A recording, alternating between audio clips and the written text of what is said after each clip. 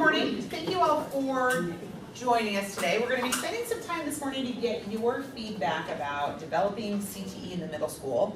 Because we are a relatively small group, I thought we would take advantage of doing some introductions so we can kind of get a sense of who's with us today. Before we do that, for those of you who don't know me, my name is Amy Lorenzo. I am the Policy Director at the Idaho Division of Career and Technical Education. I'm Steve Rayborn. I'm the Deputy Administrator for Career Technical Education. So if we could just start right here and we'll kind of work around the room, if you would tell us who you are, kind of what your role is, and if you're teaching, what you currently teach. Sure, I'm not a teacher. I'm Dan Guthrie. I'm with College of Southern Idaho. I'm an admissions recruiter, so I recruit a lot of students that are in CTE, and I'm an advocate for starting the discussion in middle school, so I'm looking forward to your presentation. Perfect, thank you. My name is Lisa Gee. I'm also not a teacher. I'm a counselor at a junior high. So I just kind of want to see what we can do to kind of improve our program. Which junior high? I'm Madison. I'm an expert. Yep. My name is Jay Tadlock. I am currently licensed as a CTE teacher for business, finance, and work-based education. Cody Porth, high school ag teacher, Kimberly High School. Heather Hendren, Kimberly High School ag teacher. Trent Van Leeuwen, Mackey High School, I'm an ag teacher. Josh Evans, Jerome Middle School ag teacher. Nicole Zach, Jerome High School ag teacher. And I'm Suzette Miller. I was principal at Medical High School, but I'm moving into a new position where I'll be working primarily with secondary schools and the middle schools. And I've been really involved in CTE, so we'd love to see what we can do to get that going. Minidoka County. Oh, Minidoka. Mm-hmm.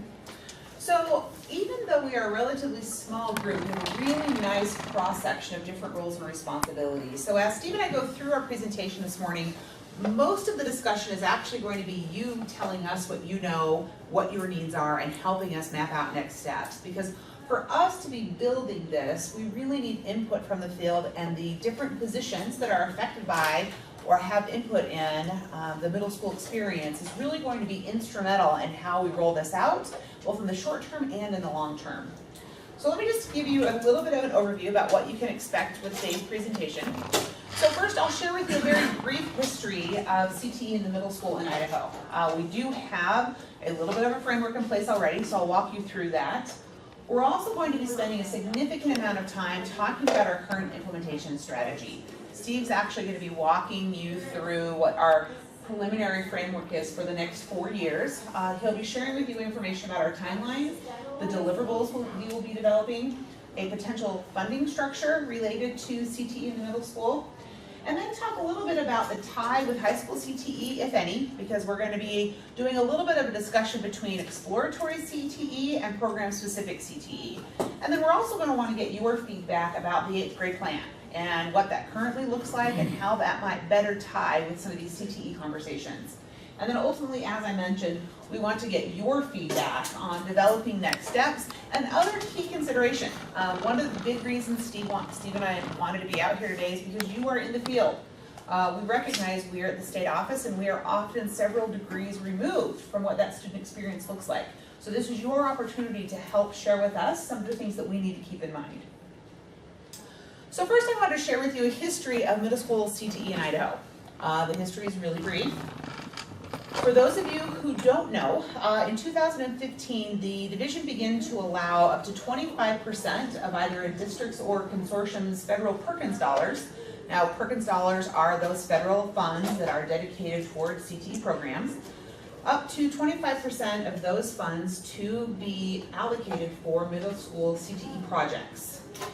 In 2016, during our first round of applications, we found that there was very, very little participation and very little interest in the middle school projects. When we talked with the districts who did take advantage of those projects, we found out there were two major issues. One was a lack of supervision. We found that at the middle school level, there was often a difficult time trying to find a certified CTE instructor to oversee the project. So many districts walked away from that because they didn't feel they could meet that eligibility requirement. The other thing that we found is that there was often a lack of connectivity to 9th grade programs. Some of our CTE programs begin in the 10th grade. So what these districts found is that they had these students who had an incredible amount of enthusiasm in the 7th and 8th grade, and then had nowhere to go in the 9th grade. And so there was this lag year in which students lost interest and then didn't pick that back up when they started with their 10th grade opportunities. Despite these challenges, we recognize that middle school is definitely the time and place to start talking about CTE. This has been a project of Steve's since he came on board with the division, and we've been working for 3 years to get some legislation passed to help formalize that framework and make CTE a formal opportunity starting in the middle school. So that legislation just passed this year. And I'll share with you, it's really, really broad. And that's one of the reasons that we are trying to be very mindful and very deliberate as we grow this middle school opportunity. You can see here, under this existing statutory framework, it really just talks about what the secondary experience looks like. Historically, the definition of secondary CTE has been grades 9 through 12. So what this new piece of legislation does is very, very, very preliminary. And I'll just read you the underlying part. As approved by the board, and in this instance, this is the Board of Education, which also serves as the Board of CTE.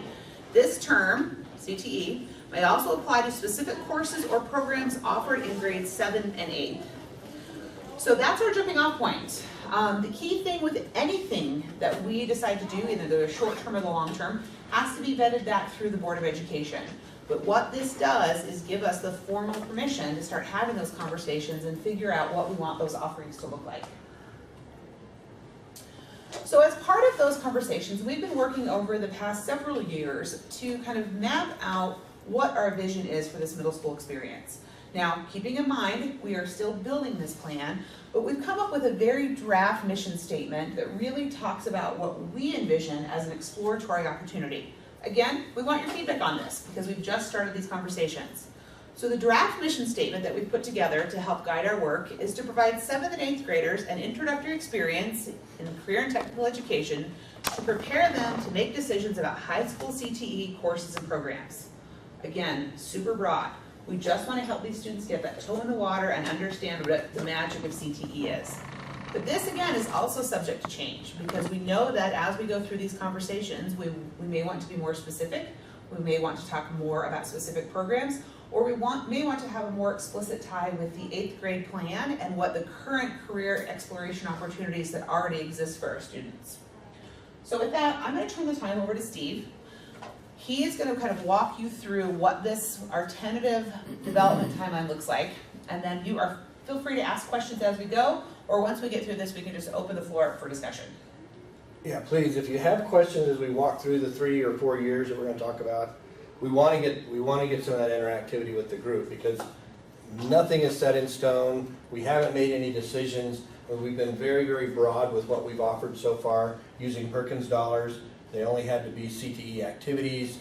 The biggest thing that we had to tie to those activities using Perkins dollars was that you had to have an endorsed CTE teacher that oversaw those. And so we always looked to the high schools to do that. And I think it wasn't a mistake because we had school districts take advantage of it, but a lot of school districts didn't because they just didn't feel right with what they wanted. There were some that wanted to do things, but they wouldn't do them. You have a question? I noticed on your mission statement, it said career technical Education. Since my background is both in technologies, business, finance, and work-based education, technical doesn't always fit in that. Well, Technical fits beautifully because mine is business management and it's CTE. Yeah. Okay. Well, business management, yeah, that would be ideal. But what I see technical careers, if you're looking at computers and other things like that, like Jerome High School has a program in there now, a CTE teacher in there dealing specifically with computers. Mm-hmm. Okay. So if you're doing business management, wouldn't that be to describe the whole picture, or is it just we're looking at just an overall terminology? Yeah, it's basically overall terminology. So, I mean, let's face it, our division is career technical education, and that's what we are.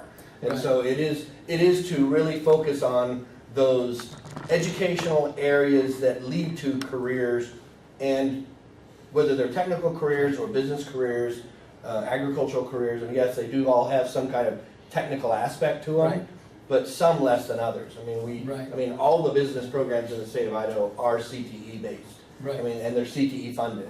So even though they lead to more developed administrative type roles, there's still a technology piece that fits into what Because they're we do. using some form of it to Exactly. evaluate and so forth. Right, to evaluate, to run, to manage. I mean, in all of those, you've got some kind of computer-based piece, That you're which using. is identified as the technology. So- Right, you're using the program to bring it about. Right.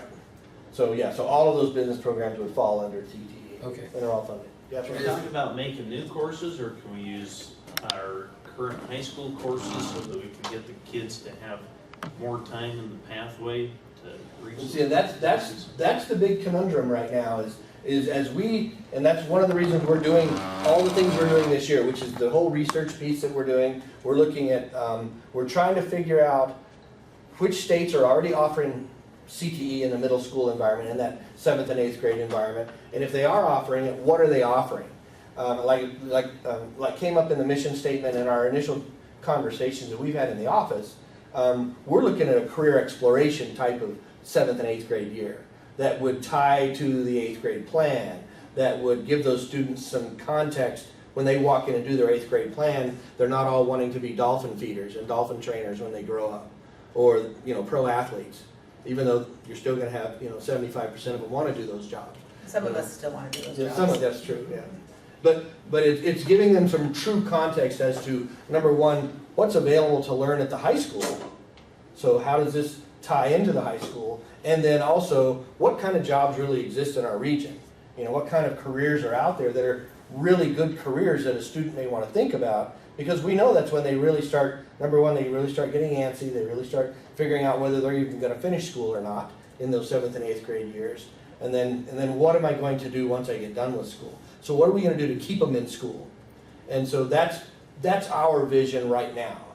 That doesn't mean, that's one of the reasons we're taking 4 years to roll this out, is because we know that that's a very broad vision. We know that it's very different from what a lot of people, especially teachers, think. And it's different than what was there before. Because remember, CTE used to be delivered in the middle schools. I mean, a lot of us, you go back, when I went to school, where I went to school, we had CTE-based programs in those junior highs and middle schools. I mean, you had a little bit of shop classes and stuff going on down there. Of course, CTE looked very different back then. But you had those opportunities there, and then they've gradually moved out of the middle schools because of lack of funding. So you don't see any tech ed programs anymore in the middle schools. You don't see a whole lot of, even ag, you see some ag teachers going down and picking up a class in middle school because they can still get full funding at their high school, and they're getting those students interested. But it doesn't happen everywhere, and it's usually because there's too much going on at the high school. So it's what do we offer at the middle school that will lead those kids into our programs, because that's what we want. And then what kind of shifts do we need to make at the high school? I mean, we know that even if you put a kid in an environment where they're going to learn a little bit about introduction to mechanics or whatever at the middle school, most of our skilled technical science programs or trades and industry programs don't start until their sophomore year. So we've got that whole freshman year that they miss. And a lot of school districts don't offer a whole lot of elective choices in that 9th grade year. So students don't get the opportunity to jump right in. Ooh, I was really interested in that mechanics section of what we learned last year. And we have a mechanics program at the high school. So they miss a year, and then all of a sudden they get tied into something else. Or they don't have that interest anymore. They lose it. So those are the questions we have to ask, this coming year and next year, so that we can really make a good decision on what this program should look like at the middle school. Okay? Yeah. Sorry, I missed some of the introduction here, but is there a possibility, and I'm sure that the reason it says 7th and 8th grade is because 6th grade is not always in the middle school.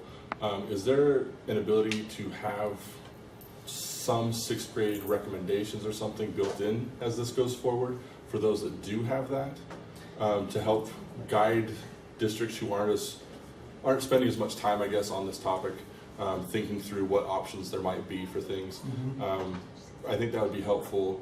I get it. You'd only hit those districts that could have 6th grade in the middle school, and even then not everybody's going to pick it up. But even just some basic idea of some things that might get them ramped up into some of the more fun, in my mind, things that come later. Yeah, and I think it's a good question. I think if we could create a successful 7th and 8th grade introduction to this, I think we'd be doing a really good service for our kids.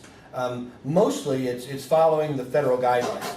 And in the federal guidelines, when they talk about federally funding of career technical education, it starts in grade 7. Because that is the identifier of secondary school. Everything K through 6 is considered primary or elementary school. And that's where the term and the stopping point of 7th grade has been, is that right there. So that's where we're at now. Who knows where it'll be 5 years from now. I'm trying to get Tinkercad and 3D printing into 4th grade classrooms. Right. Well, and I know that there's, you look at some of our engineering technology ed programs, I mean, we've got the Meridian School District that's teaching Project Lead the Way all the way down to K.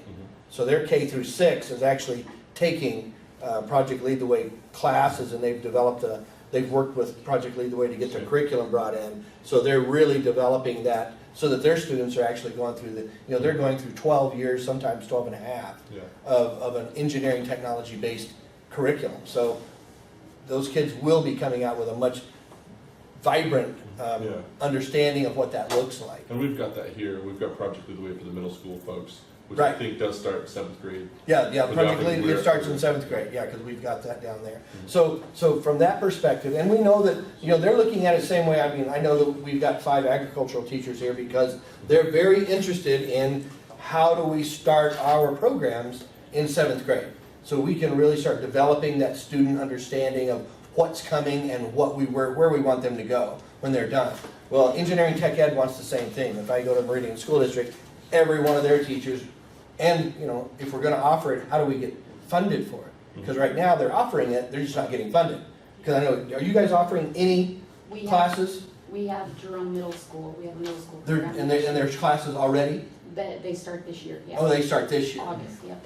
And you guys, are you doing it in the middle school now? You're going down and teaching a class, right, Cody? Or somebody is? I mean, we have 6th, 7th, and 8th graders down there.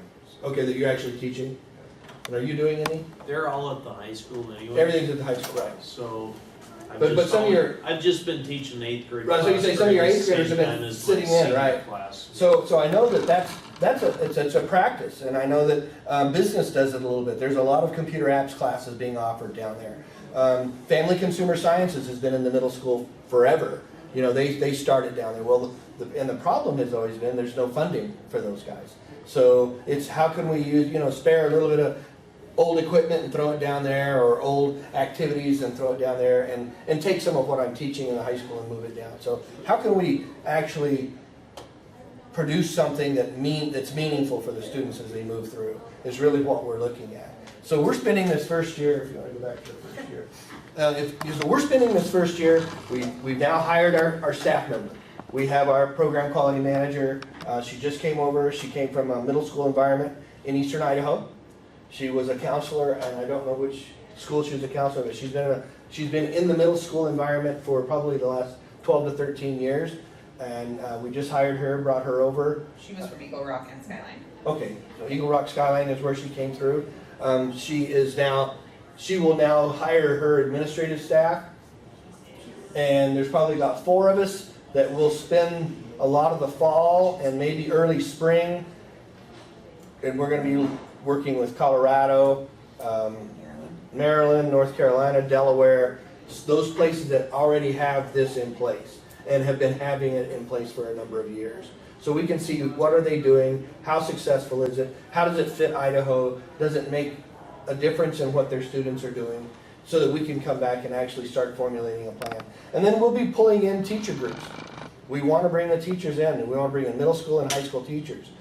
Because one of the drawbacks to program-based middle school instruction is we don't have enough choice for teachers at the high school right now.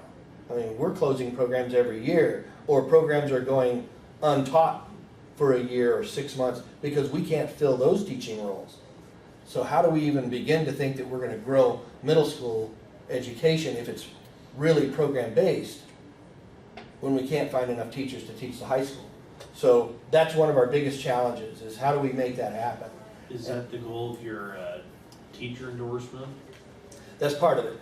part of the teacher endorsement piece is, number one, whatever we decide on, whatever we come up with as our middle school program, if you will, it's okay, what kind of endorsement should we expect from a teacher to be able to teach that?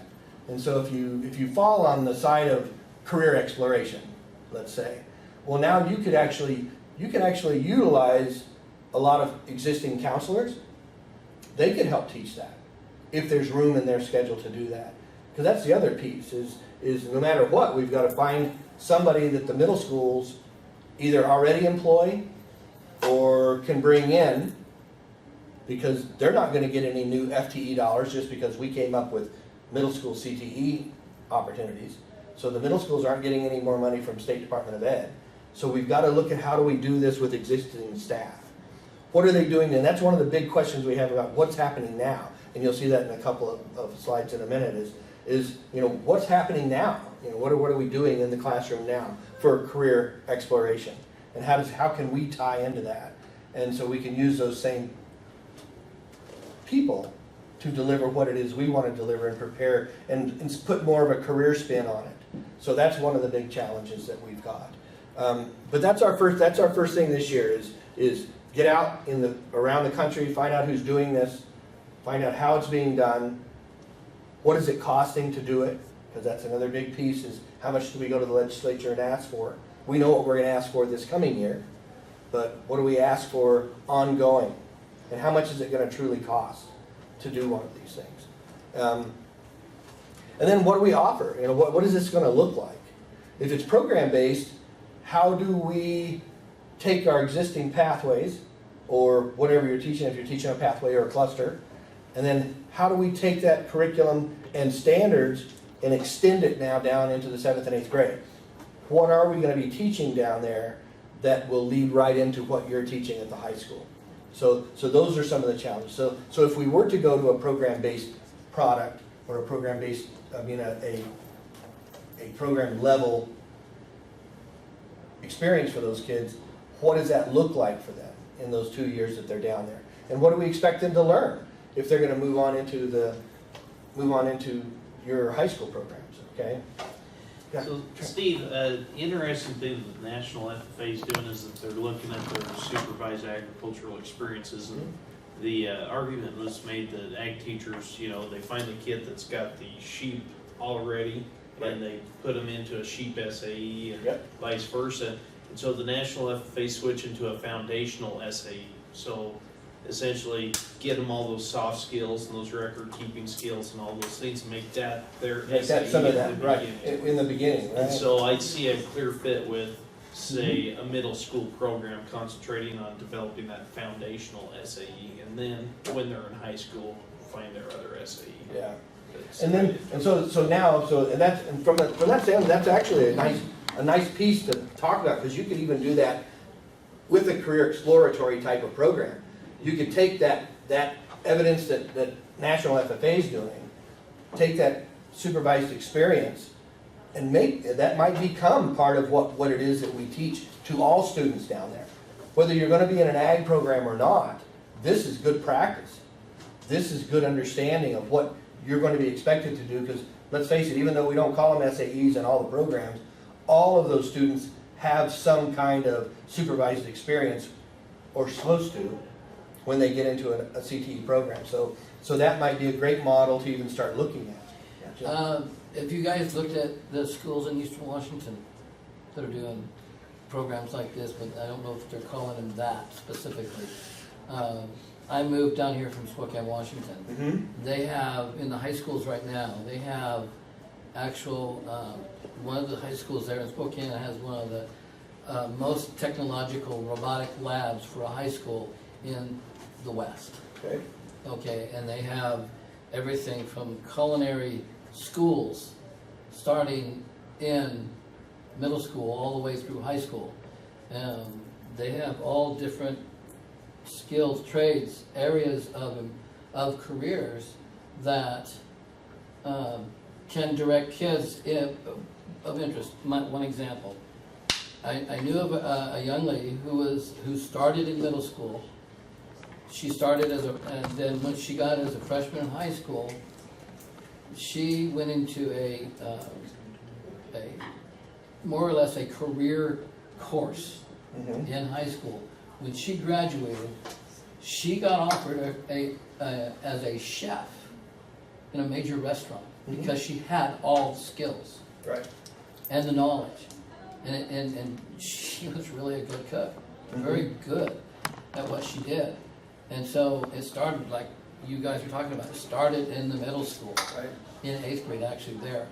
So not just, I think if you're gonna look at opportunities for schools, states that are doing this, we need to look at more than just a handful of states. There are a lot of states out there doing it, but they're doing it in a different format. Well, and I think that's it, and sometimes you have schools that do that, like in that case, you know, and maybe that's only tied in one district. And Actually, we're it looking, covers 5 districts. right, but I'm just saying, from a standpoint, it's not a state-supported standards-based program or anything like that. Actually, it was. And I don't know, I mean, and we'll add Washington to our list, because they're a neighboring state, we'll add them to our list. I know that we're planning this fall to do a number of stints outside the state looking at stuff. So, that's one of our reasons for traveling. We want to know what's going on, we want to know if it's successful. And those are great stories. How many maker spaces are there? Because that's a perfect place to explore the different careers. See, and I don't know what we have in Idaho. Okay, I know, my daughter has one. Yeah. And where is she? She's at Pathways Middle School. She's applied and received over $50,000 in grants, and they do all sorts of different things. She welcomes anyone to come visit. She partners with Boise State on different things, and they do everything from bicycle repairs to sewing to robotics. I mean, it's A lot of insane. different stuff, yeah. Yeah. Just all of the STEM items for both CTE and academic end. Twin does not. No. Right. We don't have it. We have a few, like there's a 3D printer here, there's a couple of robots of one type or another there, people doing competitions with the Lego Robotics First program, Right. that type of thing, but no dedicated makerspace yet. Right. CSI has talked about very briefly, very thinly, and I think it's hit the skids, trying to partner with Twin Falls, and we've got several industries in the area that would be, for that, but I don't think that's moving forward at this time. One of the things I did want to add, you had stepped out, so I didn't say it earlier. We did get some pushback from the legislature about trying to push CTE any younger than 7th grade. Yeah. There were a number of legislators who came back and said definitively, you guys are pushing too hard for kids to have jobs when they're itty bitty. They should just be playing. They haven't read the research. Yeah. So when Kids make up their minds. It's probably the one strokes. that went into Cody's class. That's probably who it was. Probably. Yeah. Broad strokes. They make a broad decision that can change based on positive or negative experiences by 4th grade. Sure. And then by Exactly. 8th grade, it's narrowed down to a couple of different fields. Am I going to do like medical, or is it just helping professions? You know what I mean? Those types of things. Great. My daughter is going to be a dolphin trainer. Fourth Great. to 6th grade, they have a very good idea of the types of things, and Yeah. that's why if you know what you want to do it early. Fail early, fail often. You hate it, fine, do something different. Yeah. But I don't want you to find that out 3 years into high school, or even worse, 3 years into college. That's a good time to encourage them to kind of lean into their mechanical abilities. When I talk to a lot of high school kids on the road, they're just starting to discover these abilities they have. They're hesitant to go to college because they think it's all this art history and things like this, when if we get them to lean into their true abilities early, I think the CTE programs would be outstanding. Yeah. And it's the hands-on nature of it. Almost by default, the project-based learning type stuff is needful, and they don't get that nearly enough in the regular content area. And that's a different struggle, dealing with core areas and doing project-based learning and doing architecture, not math. Right. Using the math to do the architecture. Right. If we could ever get that concept shifted, there'd be so many more kids that actually like that. Yeah. So, but no, those are all great concepts, and that's why people look at us, and I guarantee you, there's a lot of people in our office and at the legislature who wanted us to roll this out this fall. I mean, they really thought, okay, we made the decision, let's roll it out, and you can't do that. There's way too many different opportunities, and we don't want to do it wrong. I mean, if we're going to actually redo this and really reset it up and have the opportunity to make a difference in our students' lives, then it has to be as correct as possible. And so we really want to make sure that what we do is functional and does make a difference. I think that's the key. No matter where we end up, and I've been a proponent of the career exploration piece, but if we go out there and find that we need to be more program specific, and here's why, and we've got great support and great evidence, then I'm going to be more than supportive for it. I still feel we will have a challenge in Idaho finding the instructors for that.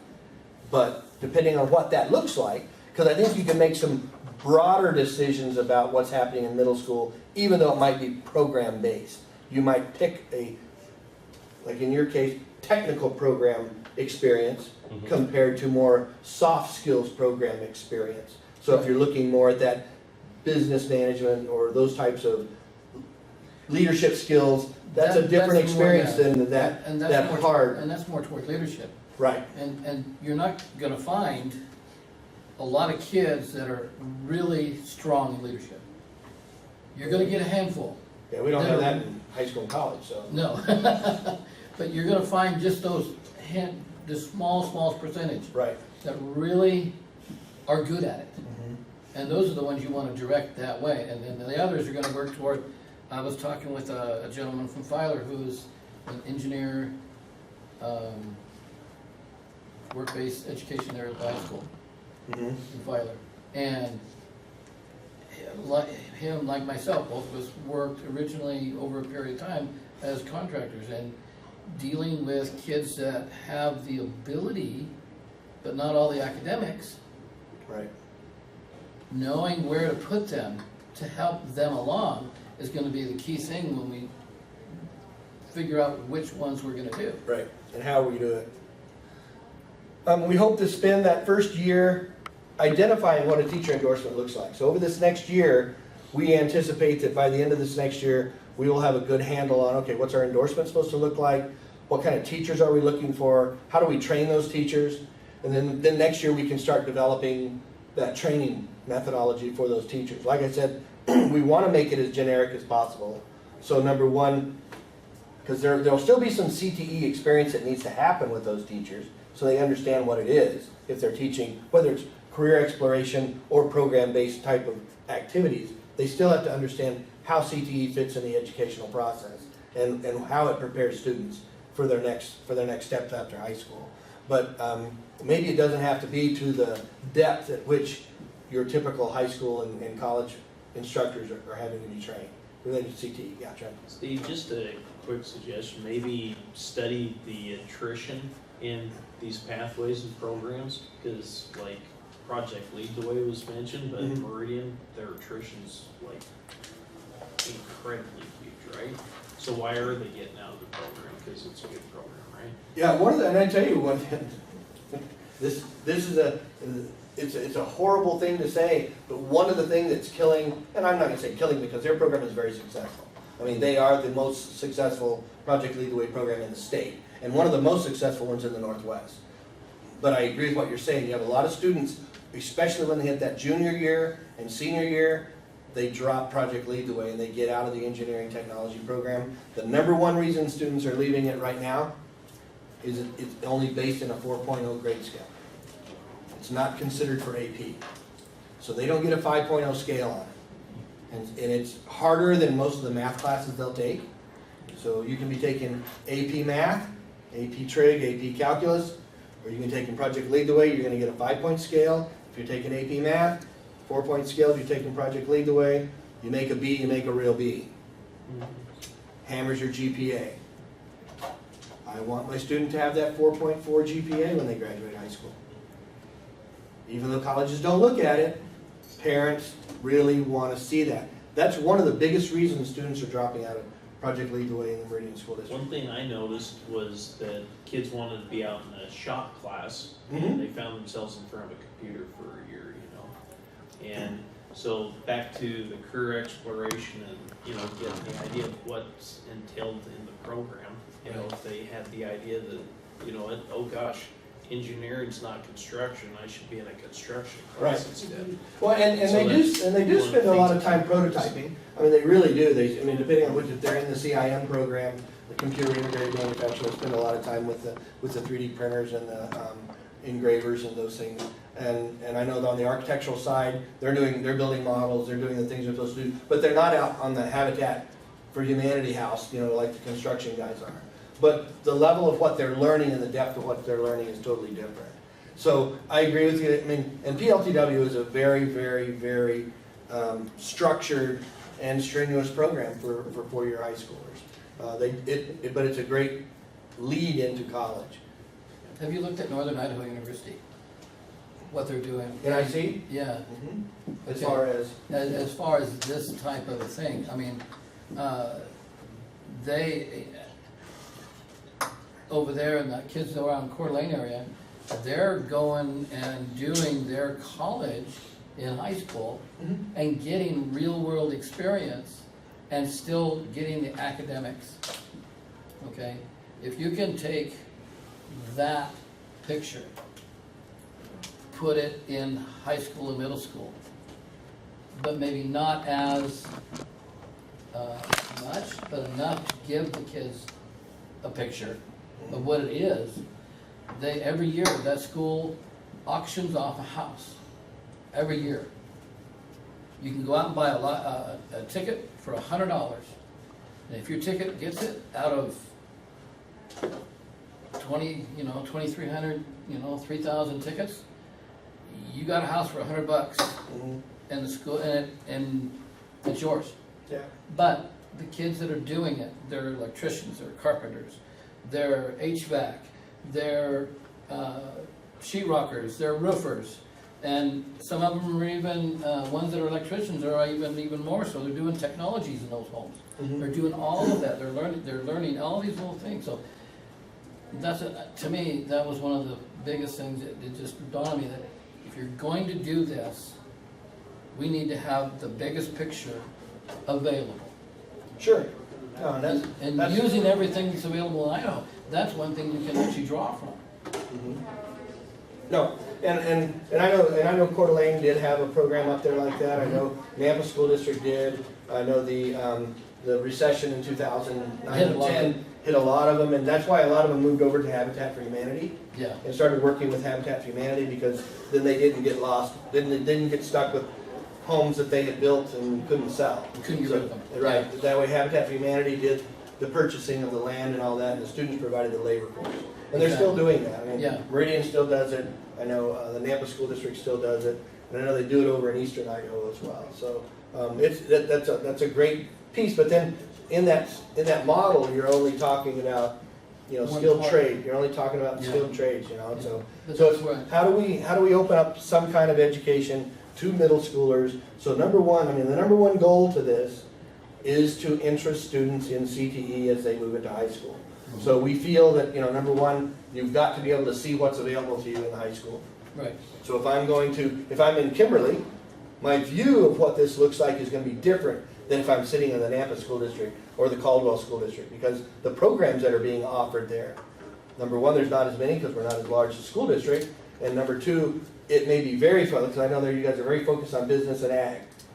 Those are their two key largest programs. So whatever those kids are going to experience in the middle school, it needs to address some of those opportunities for what's going to happen for me in the middle school or in the high school when I get there. And then also what's available to me in the regional industry market. What am I going to see for opportunities because let's face it, we want our kids to stay as much as we can, but we know we lose them to the region and sometimes further out than that, but we want to have job opportunities and career opportunities for those kids. So we want them to be able to truly visualize what are my opportunities to stay here in my valley and have a good career when I get out of high school. So that's the beginning of understanding what that looks like. And being able to fund that is one of the things I've really wanted to make sure we're able to do, because right now we don't. And I think that's a big piece. Now, one of the pieces I want to talk about is the pilot schools.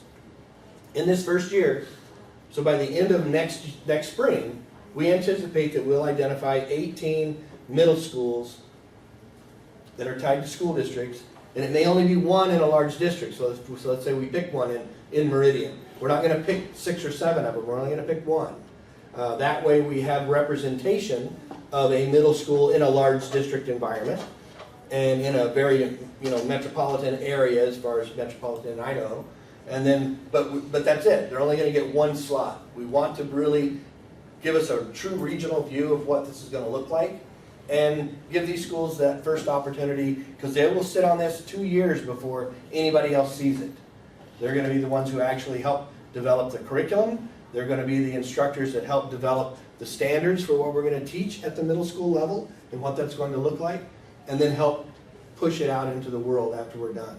And so we don't anticipate seeing anything in the school district, and this is real important to take back to your administration. We will not have an active middle school program happen until 2021. Okay, school year 2021 is when we anticipate that we will truly roll this out, given the fact that we get funding for all of it, and then we start getting our funding this coming year or next year. That's when we will actually see activities and the actual curriculum and teachers being hired or trained to teach what we're going to offer. Will be the year 2021. Okay, so leading up to that is preparation and pilots. Now we will do pilots in 1920. That's when we expect to do our pilots. So that will be good. So we'll identify them this year. We'll roll out the pilots next year. This full school year. We'll roll out the pilots in 1920, and then 2021 is when we'll actually fund everything. So that's one of the things, if you are going back to some kind of administration, that's our timeline right now. The only way that timeline would be reduced would be if we get a lot of pressure and there's some guaranteed funding. Because right now, that's one of the biggest problems. We don't know how much to ask for to make this happen. Number one, we don't know how many middle schools will even want to do this. Because it's not going to be something that they have to do. Remember, we're just an elective. And if they feel they're already doing a very good job with their career exploration programs, and because who's in a middle school? Career exploration already exists, right? They call it career exploration. Well, we're starting it in August. We haven't had one before. And they tie it to the 8th grade plan. And some of them are making it part of the whether it's a wheel or whatever, however they teach it. But they do some career exploration. So how do we interact with that? If a school district already has it, how do we make sure that they understand that ours should look different? And there's funding available for ours, and that's what we want them to look at. Yeah. If we were one of the successful pilot schools and already used Project Lead the Way, would that funding, or would some funding come from somewhere else to pay for that instead of district dollars that are currently used? Is that again? It depends on what the middle school program looks like. Okay. If the middle school program is program-based, so if we're going to come out and we're going to decide, okay, we're going to do middle school in the CTE environment. We're going to have ag programs, business programs, engineering, technology, ed programs, family consumer science programs. Because those are really the only 4 program areas that you could really push down to the middle school that you can't do health professions down there. You really couldn't do skilled technical sciences down there. You're not going to do any welding in the middle school environment because the cost of that would be way too expensive. But the other 4, you could do if we wanted to make that the case. And if that was where we landed when we're done with this, then I would say yes, some of the funding could go to those types of things.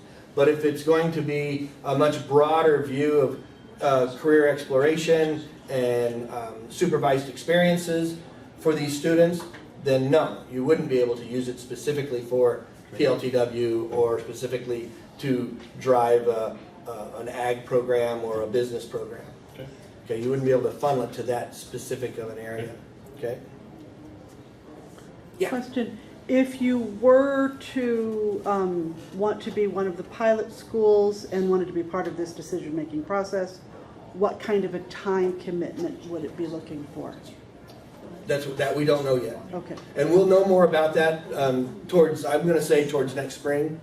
After we anticipate our first trips are going to be September through November, and we're going to try to hit some of the states that are doing this. And once we see what their commitments were and what they had to do to prepare, then we will be offering that and saying, okay, because I think we're going to really start marketing for the middle school pilots probably in the second semester of next year.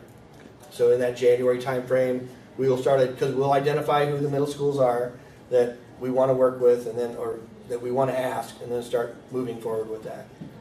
So Steve, if I could add, I just want to talk a little bit about the teacher endorsement piece, because we've been talking a lot right now about incorporating that into the classroom and with our existing teachers who are teaching in some capacity. But there are other states, and there have been other models that are using counselors, that as a limited or an exploratory endorsement, having counselors who have that time, that might not be very many of them, but looking at what that endorsement might look like to change the landscape of how some of this career exploration is offered. So I'm going to switch gears a little bit and have Steve start talking a little about some of the things that are going to be happening in year 2. And so Robin, that might help answer your question about some of the time commitment, because part of what hinges this conversation is the endorsement itself. Because if we are going to be adding an additional layer for someone who already has a teaching endorsement, that is one avenue. But if we are going to be creating an endorsement structure for someone who is not normally in the classroom, but is tied to that career exploration or that 8th grade plan, that is a very different avenue. So one of the other big things that we have to consider is coming up with an endorsement that we would consider to be rigorous yet accessible, because we don't want to set up barriers for this middle school introductory experience that's going to make it impossible to have someone who's appropriately trained to be able to offer what that course, that experience might look like. So I think Robin, trying to figure out that timeline is really going to hinge on what are the needs and expectations for someone to be prepared to kind of offer this content. Well, like I said earlier too, is we do not anticipate that middle schools will go out and hire a person to do this job. We anticipate that most middle schools will use existing personnel. So I got one concern. How many of you have a counselor that's hostile to current technical education? Right? Exactly. And And that's what we've got to I worry about Yeah. being a Pharisee, you know, the Yeah. ones that stand in the gateway of heaven, yet not let anybody get through the gates or walk through So themselves. Trent, I think that is such a See through tragic money. yet Yeah. salient point. And one of Yeah. the things that we're talking about, the reason that Steve talked about the fact that this won't be in every middle school, we worked quite a bit last year with ACTE to talk about creating a middle school framework. And the single biggest takeaway that we got from that group was building a coalition of the willing.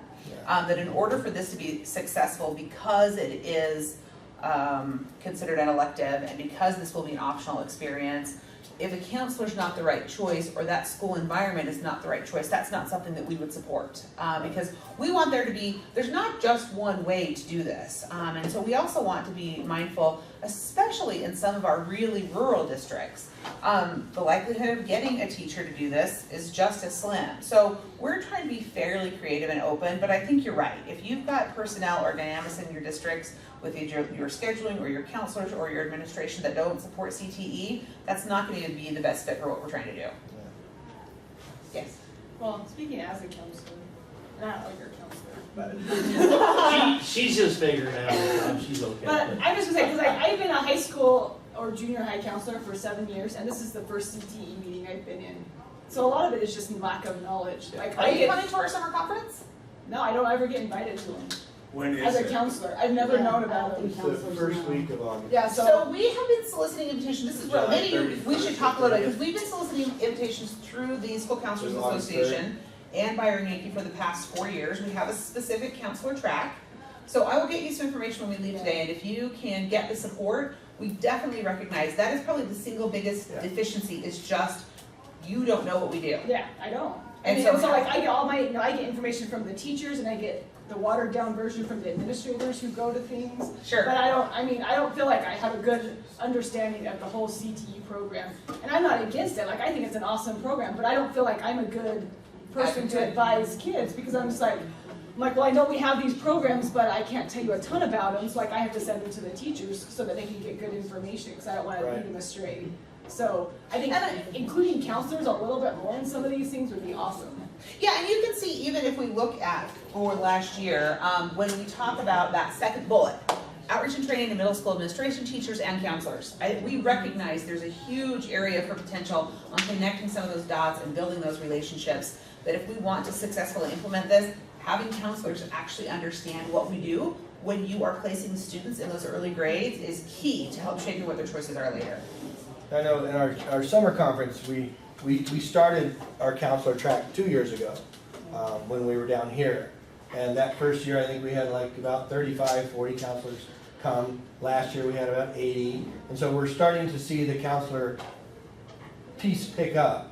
And they're going back, and especially now that the state has identified our new career counselors, you know, even though it's just an added responsibility for most of you to do what you've already been doing plus more work. But we're hoping that that will continue to grow that summer conference understanding of what it is we're trying to offer counselors.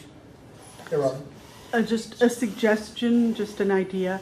Have the person that you're talking about be at the state level.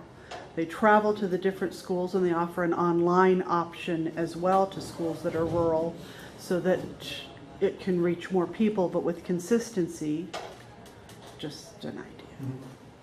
In terms of The CT, The course itself? the courses? endorsement. Or the endorsement training. Yeah. Yes, and that is one of the things, and I don't know if, yeah, right there, that last bullet in that Yeah. first year too, is the implementation of, one of the things that a lot of teachers will find out this year at summer conference, and we announced it last year, was our partnership with IDL, digital learning, IDL, and they, and we're working with them, and we have developed our teacher portal for CTE. We will be showing the teacher portal a little bit more. Last year, we showed a screenshot of what it was going to look like. This year, we hope to show some things that are now embedded in the portal. And one of the pieces of that portal, from my vision, was number one is the availability of online professional development that teachers can do, CTE teachers can do for credit. And they can use that as some of at least 3 of their credits towards their recertification. And it'll all be CTE related, program related, and we're just going to start building a library of probably 1 credit type classes that a teacher can take through the portal, along with all of the other tools, because we know at the State Division that our website is not probably the most outstanding website in the state. Keep in mind you're being filmed right now. I know. That's why I said it's probably not one of the most outstanding. Whose fault is it? But so the portal is going to be a second piece, and it'll require a login. You'll have to be a CTE teacher to get into it, or administrator. But the tools that you will need to continue doing your job and doing your job hopefully better will be there, instead of having to look for them the way we have to do now. So, but one of the things I want everybody to understand is we don't have any money to do this yet. There is no money. So this first year, what I did is I carved the money out of our existing budget to do the necessary exploration for our staff. The only money we got from the legislature this year was to pay for the 2 personnel that we were hiring. The middle school program manager as well as their administrative assistant. So we have carved the money out. This is why it is important. We've carved the money out of our existing budget. We will use that money to do the research and do the exploration we need to do to make sure we develop something that's worthwhile for our students. We are asking for, I believe, $400,000 in the coming year from the legislature to do what we have up there. And that's year 2. We anticipate that we will establish what our standards are going to be for this new program, whatever it looks like in grades 7 and 8. We anticipate that which is one of the first things we'll be doing with the state, is we will actually be pulling people in to develop the curriculum for it. We want it to be taught consistently around the state, with caveats based on the type of district you're connecting to. So we're not going to say that everybody has to teach some engineering technology education in their program, because there's a lot of school districts that don't have ETE. So why would we waste our students' times on that when it's not available to them at the high school? And maybe there's no industry doing that up there. So it's, what do we have there? How do we keep it broad enough? But what do we need to develop? So we will develop the curriculum along with the teachers that we bring in. We will have already established what our 18 pilots are. And so we will be using those staff members to help in the development of these activities moving forward. So we're real excited about that. So we'll meet with those people 3 or 4 or 5 times next year and go through this process. The pilot schools will help set up, will establish what do they need to be successful in whatever this is. What are we gonna have to buy for them? You know, what are we gonna need to get those pilot schools up and running? So we anticipate that year 3 there'll be a little bit more money on the table, or maybe something similar, because we won't be doing the traveling and stuff that we're doing. We won't be doing the development. So now it'll be really spending money on the pilot schools to ensure they've got what they need to make this process work. And so that will be year 3. And then training. There'll be a lot of training for those teachers, whoever they are, whatever fields they come from, but we want to get them trained consistently and approve them for their endorsement. And then once we get them approved for their endorsement, they're ready to roll the next year. And I know Amy talked about the limited endorsement, or whatever we're going to call it, exploratory endorsement, but it will be a different endorsement. The way it looks today, it will be a different endorsement than what a typical CTE teacher has. So the CTE teacher either comes out of the U of I with 4 or 5 years of education related to whatever their field is or their program and their CTE experience, or you come from the industry and you go through our Inspire program or whatever you go through to get your CTE understanding, but you brought your industry knowledge with you, and that's your content knowledge. So we would not expect that of these middle school instructors. That gives us a broader opportunity to hire those people or use people that already exist. And then the training would be developed to help meet that standard. Yes. I mean, so that would be an additional endorsement that would have training provided and. Yes. Yes. And we will use this second year to develop what that's going to be. What kind of training are we going to offer? What do we need to offer? Number one, we feel they all need to have some kind of CTE understanding. What is CTE, and how do you spell it, and what does it actually bring to the table? So we want to be able to provide that for them, because I do believe that we will have some counselors that will fall into this. Hopefully, that will fall into this and have the opportunity to do this, and we want to make it available to them. Year 3 is our pilot year. And during our pilot year, we're going to be spending a lot of time with those 18 schools. And both our staff, as well as having them work with each other. We picked 18 because we want to have approximately 3 schools from each region.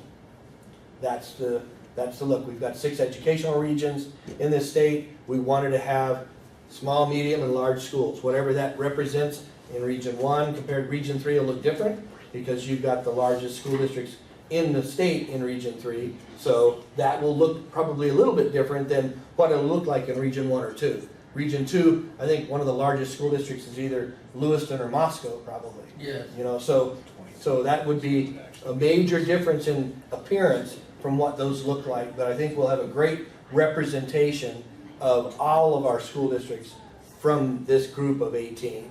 So we're real excited to work with them. And then that year, it's once we've implemented it and we see what it looks like, and we start making adjustments at the end of the year. So we'll be working with those 18 folks throughout the year and doing a lot of follow-up. I think we'll probably include in our funding that year, we will include their trips into Boise or our trips out to the regions to do specific feedback tours, to get to understand, okay, what's weak, what's bad, what do we need to get rid of, what's working really well, and what can we consistently continue to push out.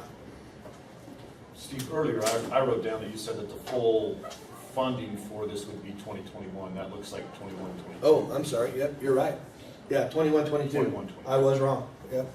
Oh, we got that on film. Oh, this is the best day of my life. I don't know why I You bring better make sure you use that camera. Delete. Robin and I are cool. Are you guys feeling pretty confident about getting that 400,000 from the legislature in year 2? And if not, does it push the whole thing back a year, or do you have a plan B?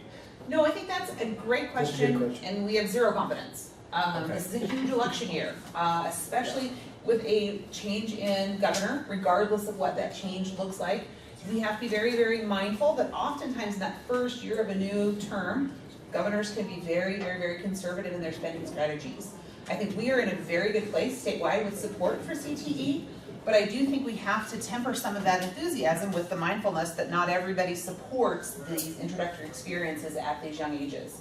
So one of the things that we have also done is we've been working with Idaho Digital Learning to do some more comprehensive national research about what's happening with CTE in the middle school elsewhere, because we want to be prepared for the legislative session, to be able to articulate to legislators and really advocate for just the key significance and importance of what this experience might look like.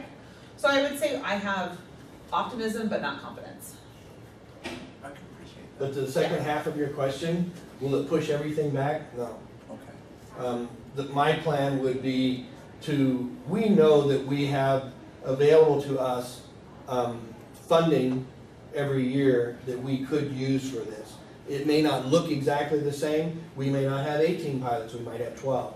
But the continuing of this process would happen. The legislature gave us the opportunity this year by approving what it is they want us to do. So we feel that we've got enough support in the entire legislature to make this happen. Now, whether they give us 400,000 or 200, because that's another thing they can come back and say, oh, we love your plan, but we're not going to give you 400, we'll give you 200,000. Well, then it's just, okay, what do we need to do to our plan to cut that back? So maybe instead of having 6 meetings throughout the year to do standards development, curriculum development, we have 4. And you start, or we make them more web-based, and you do some things like that. You just cut the expenses. I think, but moving forward, we want to see this actually rolling out in 21-22. It just may not look exactly like this. So is the 400,000 bill cutting it close, or is there a little cushion in there, or? Oh, there's is that cushion. the ideal number? Yeah, there's cushion. And actually that's to fully cover 18 and fully cover equipment and purchases and all of that for those 18 schools. So we're fairly confident that we can continue to move forward with it. It just may be a little bit different. And we may end up, if we get 200,000, we may have to plug, and carve out another 150, 200,000 out of our own budget. I mean, this year, I'm probably carving out about 100, 150,000 just to do the necessary research that we're doing. So if we can do it this year, we can also do it next year if we had to. But I think Amy's really right. I mean, we don't know where we're going to be after November. So there'll be a lot of, and all of our stuff has to be to the governor in October. So, our lame duck governor will be the one who makes the decision on really what he thinks we should get funded, but it may totally look different when we get to January, depending on who gets elected. But right now, I think even if you look at the 2 final candidates for governor, both of them are very educational supportive, and they're both good supporters of CTE. So we're hoping that either way it goes, we'll see some great things. So we only have about 5 minutes left. You guys have been really great about asking questions as we've gone. But we do have, as we move forward, either for today or over this next year, these are some of the key questions that we are considering. We are going to be having a more robust session, very similar to this one, at our REACH, at our larger professional development conference later this month. And we're going to be discussing... That you're invited to. That you're not officially invited to. That we'll be discussing in a little bit more detail. Because I think what we're hearing today, and I'm sure what you're hearing, is there's way more that we don't know than what we do know. And I think if you've got thoughts right now or questions right now, I did try to jot down some of the thoughts as you guys were talking about them this morning, so I can kind of capture that as we move forward. But are there other questions that you have right now, or things that you want us to be aware of, or even red flags that you heard today about what we are trying to accomplish? No red flags? That's a first. What's your question? Sorry. There's tons of red flags. Now there's tons of red flags. What red flags? Well, I'm concerned with, because we already have lots of teachers, ag teachers specifically teaching at the middle school. Yes, Sure. I'm right. concerned, like when you say new endorsements and all this other stuff, that means that these programs that are already existing are gonna have to do a lot to change to fit the CTE model. And so I'm concerned with That's that. okay, and here's how I would answer that right now. Okay. And this is the way I would present it to those, because I know we do. Mhm. Especially, I mean, a lot of high school teachers are teaching one class a Yeah, semester that's different because they across the can board. and still Yeah. receive all their funding, so they don't lose anything. They actually gain more student support by doing that. So I totally get it. We do it with business, we do it with family consumer sciences and ag. Yeah, We don't do it very much with tech ed anymore because the equipment's not there. So those 3 program areas have this. Here's how I viewed that when we first sat down and started looking at this. Because I said, okay, what are we going to do with ag? And what are we going to do with business? What are we going to do with family consumer sciences? And the answer would be, if it came out that, nope, this is what we're doing exploratory, we're not gonna do program-based funding, and we're not gonna do program-based stuff, my answer would be, keep doing what you're doing. Because that won't change. If we go with an exploratory type of world, it doesn't change what you're already doing. This is just more of a CTE supported environment for the 8th grade plan. And if you still wanted to continue doing that and use that high school teacher to come down and do that, then that wouldn't be a problem, and it wouldn't interfere. But they at all. don't get funding, They just wouldn't get funded. They would not get funded. because that's a huge part of, Sure. yeah.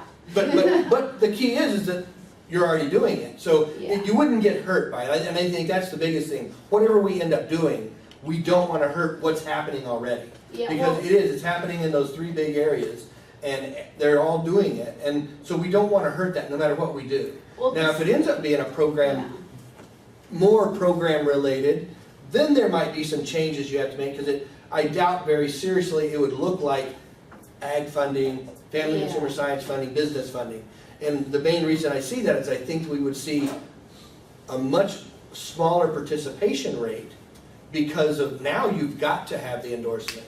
Now you have to be CT endorsed, you have to be ag endorsed, or something like that. So, and so that's, and at this point, that's the best answer I can give you, because we really don't know. You know? So you're looking at doing one or the other, you're not looking at doing a blended approach? Like, Might I be. really think a blended approach would fit, because you can't do a one-size-fits-all. Like, you need to do a blended approach, because if you do where you're saying, I feel like a lot of schools that are already doing it are gonna give up what they're already doing, and they're gonna switch to yours just because the funding's there. And then And I think that would be based on what the funding is, but yeah, yes. yeah, and they're gonna give up what they're doing, but then when we look at the benefit of being able to, I'm gonna talk ag, Nope. to extend ag down to the middle school, the benefit of that is now all of a sudden, we open up to our advanced level courses, our juniors and seniors, to have more advanced opportunities. By taking some of our 9th grade classes that are extremely basic down to the 8th grade level, we're able to offer things like certifications and stuff that we are not able to do Right. currently. And that's why Jerome expanded to the middle school program. And now I'm looking at what you guys are doing, and I'm going, that's not gonna fit. And if we cut that program, it's gonna hurt our high school program, because we're not gonna be able to do what we're Right. hoping to do in the future. Right. And so that's where my concern lies. No, and I think that's perfect, and I think, and when we're looking at our pilot schools, you know, you're in an environment now where maybe Jerome might be on the list of, okay, if you guys wanted to be one, you might be on the list to say, we wanna look at how would we make this happen, you know, in this type of environment? Because we know this exists. I mean, I know it exists a lot in Region 2, I know it exists a lot in Region 4 and 5 for sure. And so it's out there, and it's something that we've thought about. I mean, like I said, we've been talking about this for 3 years. Yeah. And this has come up multiple times. So it's how do we protect what's going on already, but yet still provide an experience for all students? Because currently the only students that get any kind of benefit from what's happening currently are those students who are interested in those specific programs, Yeah. who have already shown interest and want to do that. Yeah. All other middle school students see nothing until they show up at high school and it's like, what? You have what? And then they may not even see that. I mean, and I'll pick on Boise for a moment. You got, you know, the 2nd largest school district in the state. They're junior high kids, 9th graders, which could get funding and get funding for some programs, you know, for their 9th grade groups. Their 9th grade students as a whole see the opportunity for CTE one time during their experience in junior high. They do a 2-hour trip out to the Darrell Lennis Center. And that's it. That's all they see. So really all they see are the skilled technical sciences programs, because that's really all that exists out there. They bring in the health professions people to do a booth, but they don't see what it actually is. So even though they've got the opportunity and they have those kids, and some of them are already being funded, they're not using that experience very wisely. And then those kids in ninth grade, so they don't even know about CTE until they show up at high school. And then most of them have to change their schedule to actually show up at the Darrell Dennis Center. So a lot of the Darrell Dennis Center kids don't even start out there until they're juniors. And so then they're not really prepared to do what they need to do to be successful. So that's a tough one. So how do you fix that? You know, so that's why we're out here now. That's why we're wanting to get that feedback. And yours is very important to me, because this is something I've been saying for 3 years, is what are we going to do with the programs that already exist? And how do we continue to support them?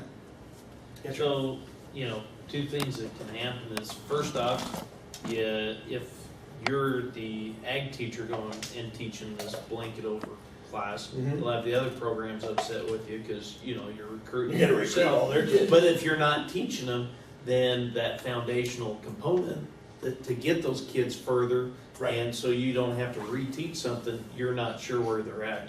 All you have to do is go to the elementary school just to see all the other elementary teachers like, yeah, they didn't teach them this or that or Right. what have you. No, I get it, Do yeah. the same thing in the Yeah, and I think, I'm sure you're right, depending on the high school, I know you go to some school districts that if the ag teacher was the one down there teaching that, oh yeah, there'd be a lot of concern that, well, they're just getting all the kids for the ag program.